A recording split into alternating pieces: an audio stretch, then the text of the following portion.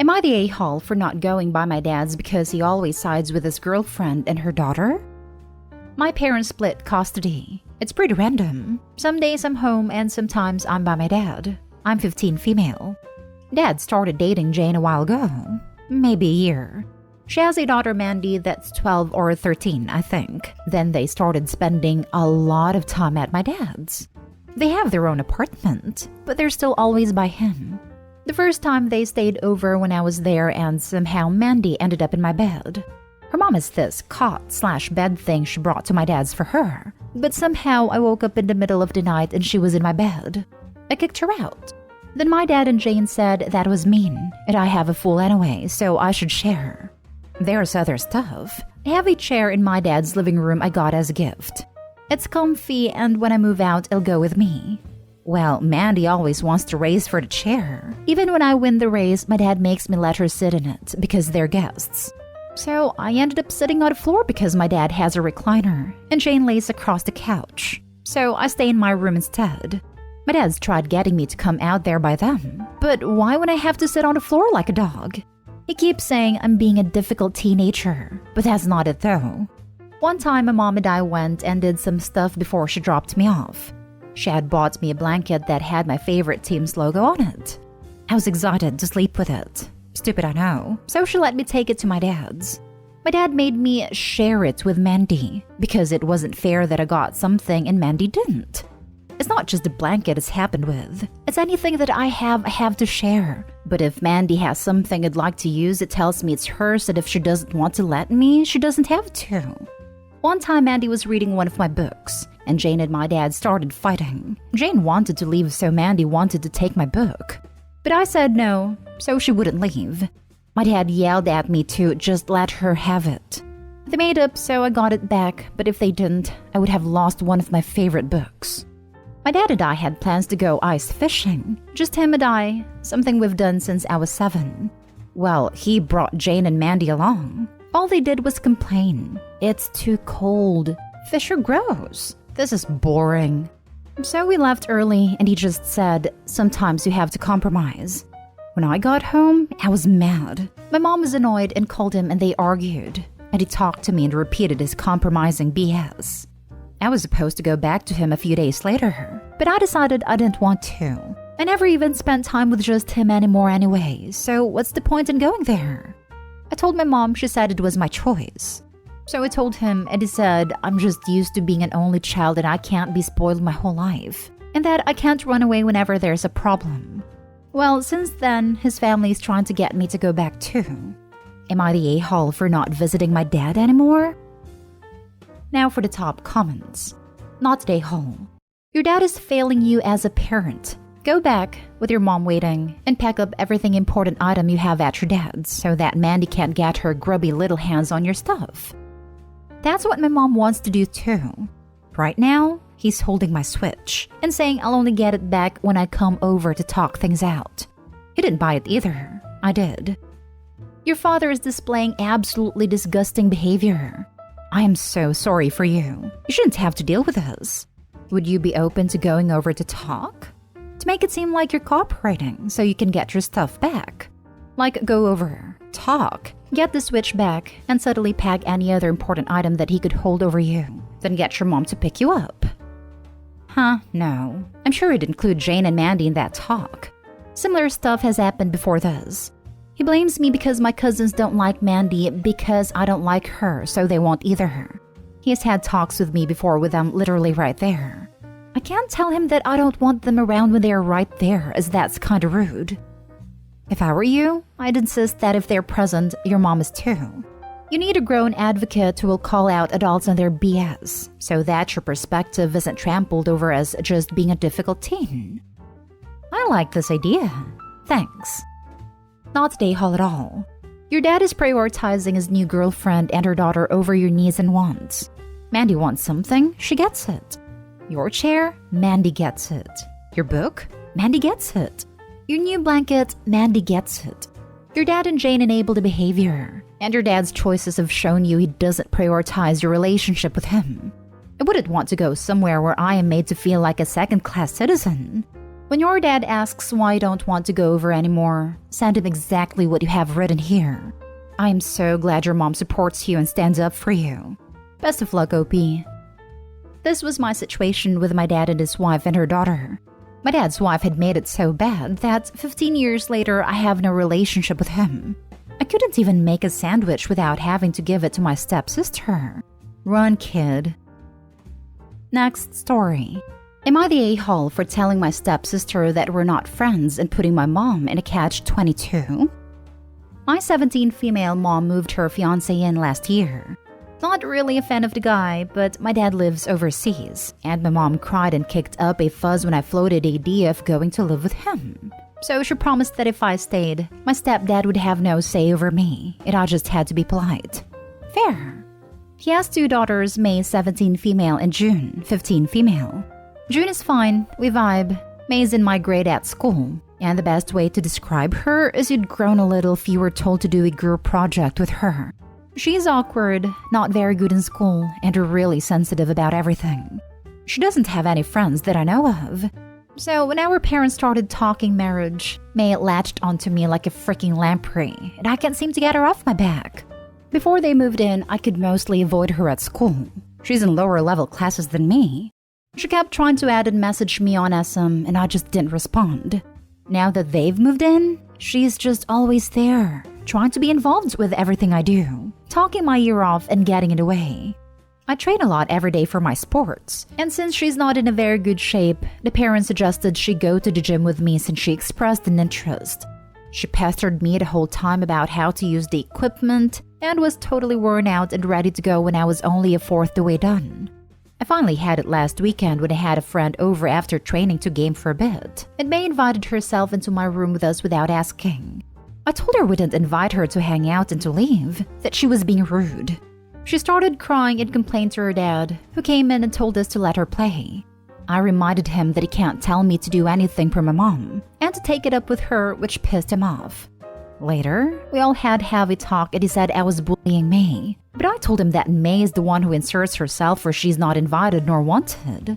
She's not my friend and she's not going to be, so I'd rather she butt out for the few months left until I leave home.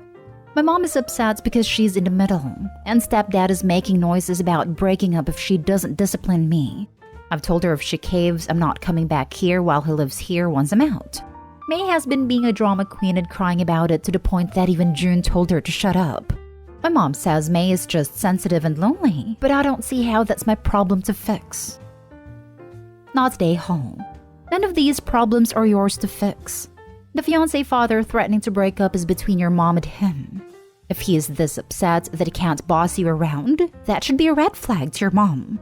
How he treats you is what you need to be concerned about, and he overstepped a boundary here. You did right by you to point that out.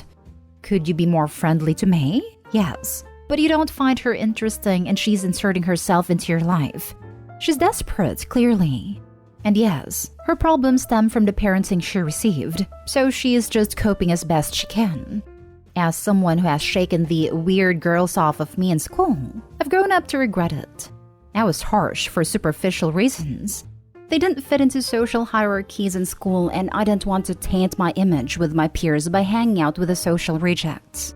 And I watched these girls shut themselves off from the world entirely after it became clear I didn't want to be their friend. Ultimately, it is not my fault nor responsibility, but I do wish I could go back in time and act a little differently, more compassionately for their sake. You don't owe it to her to be her best friend, but you do owe it to her to treat her with dignity. Just don't do or say anything you might regret. As someone who has shaken the weird girls off of me in school, I've grown up to regret it. I was harsh for superficial reasons. Flip side is both someone who was a weird girl and also befriended a lot of weird girls and guys. Even when I didn't jive with them, I regretted it. It takes a lot of energy to essentially teach someone how to be around other people. And no matter what you do, you end up looking like a bully when you eventually need to establish boundaries. People encourage you to befriend and help them get along more with others, but will turn around and accuse you of being toxic or trying to kill their individuality the moment you suggest certain behaviors are a detriment to making friends. This girl is already boundary stomping when OP is making it clear they're not friends and that she doesn't want to be around her. It would be even worse if she tried to pretend they got along. Better to establish the need for space right off the bat and clearly so that there was a chance of civility, rather than Opie never getting a chance to breathe again without there being waterworks. Next story is titled, Am I the a-hole for asking my in-laws to choose between me and a daughter they never had? I, 30 female, have been married to my husband, 38 male, for 9 years, and I have a long history of conflict with a woman named Sally, who used to be my husband's best friend. The trouble started right after my husband and I started dating. He had a best friend, let's call her Sally, who he now realizes he had an inappropriate relationship with. I got hateful messages after we started dating about how I stole him from her and how toxic I was. The next conflict was a couple of years later. She separated from her husband and turned to my husband for comfort. In the end, I found out after we moved back to the area, she was lying to us about everything she said happened that ended her marriage, and I confronted her saying I didn't appreciate being lied to. Sally started telling people that I was in love with her ex-husband, and that is why I took his side with everything. That was the final straw for me. I went to mother-in-law and put down a boundary that I wanted no contact with Sally. Eventually, after about a year of minimal contact had passed, my mother-in-law started pressuring me to let things go and start attending family functions again when Sally was going to be there. I told my mother-in-law that I would be willing to attend events where Sally was likely to be, but I would not socialize with Sally. As soon as that happened, I can only assume my mother-in-law told Sally about the change because she started reaching out to my husband saying, I miss our friendship that we used to have. Recently, I received an anonymous email saying some really harsh things. I assumed this was some random person trolling me, but we looked up the IP address and it came from the area Sally lives. The email referenced my private Facebook group, my first and middle name, and was from her area. She is the only person who I have ever had this kind of a hateful situation with, so I can only assume it was from her. I decided to have a conversation with my mother-in-law and father-in-law about going zero contact with Sally, not even accidental contact, and it went terribly. It ended up with us basically telling my in-laws that they needed to decide who they wanted at a family function and tell the other party that they could not come. My mother-in-law insisted again that she wished my husband could just be friends with Sally again even if I wanted to stay away from her, and that it would fix all the problems that has been happening. I reminded her again about all the things Sally had said to me, and my mother-in-law said she still didn't believe it was true, and kept saying Sally's like a daughter to us. She is family, and she would never do those things. My father-in-law refuses to even participate in these conversations. He just gets up and walks away because he refuses to hear a bad word about Sally. I am left wondering, am I the a-hole here? Now for the comments. Not the a-hole. Time for some hard boundaries with your in-laws. Info: where is your husband in all of this? He likes to avoid conflict, so for a long time he was staying out of it. But ever since she tried to start a rumor about me being in love with her ex-husband, he is done with her. I had to cut that out to make the post short enough. From what I understand is that Sally's connection to the family is your husband, and since he doesn't want any type of relationship with her, why is she still invited to any family function? It would be a different situation if the mother-in-law invites her one-on-one, but why keep inviting her to family events and make her own son and his wife uncomfortable? Her parents are my in-laws' best friends, and she grew up being close to their family. I grew up close to the family too, but because of our age difference, it wasn't as close as Sally's since she was besties with my husband for so long.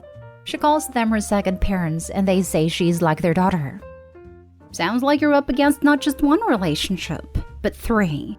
Safe to assume that your in-laws fear that if they set a single boundary with Sally, they'll risk losing her and her parents / their best friends. People they've known a lot longer than they've known you. You're right to die on this hill, but understand what you're asking of them and temper your expectations accordingly.